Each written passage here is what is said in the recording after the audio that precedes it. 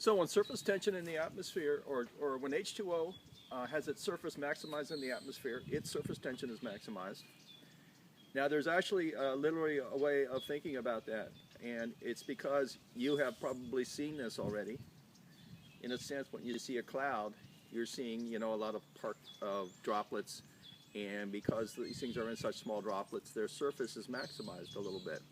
But there's even a more extreme form of that involves energy, and it takes place when you have moist air and you have dry air and you have a boundary, and you have those two bodies of air moving in different directions.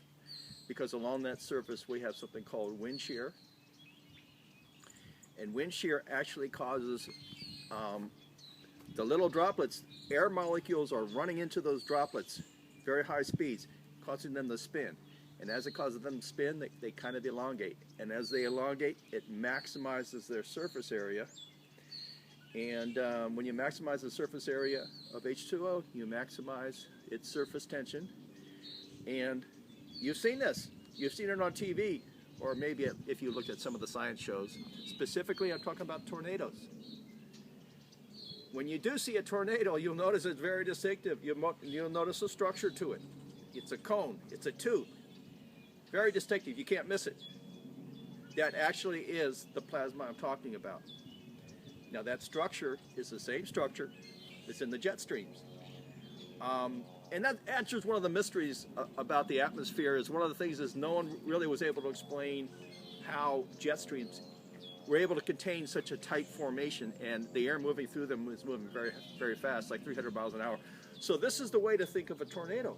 Or tornado is a jet stream that's been turned down. Actually, it kind of grows into the moisture that's in the lower atmosphere. And in so doing, it creates updrafts. And these updrafts pull moist air up through the tornado tube up into the upper atmosphere. And this explains how storms are actually the mechanism in our atmosphere that pulls moisture from the lower part of our atmosphere.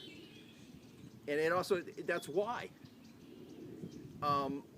in a sense, our planet needs storms, and the mechanism to keep storms going is to have a high amount of moisture up along the main boundary, which exists between the stratosphere, which is very dry, and our troposphere, which is the one we live in.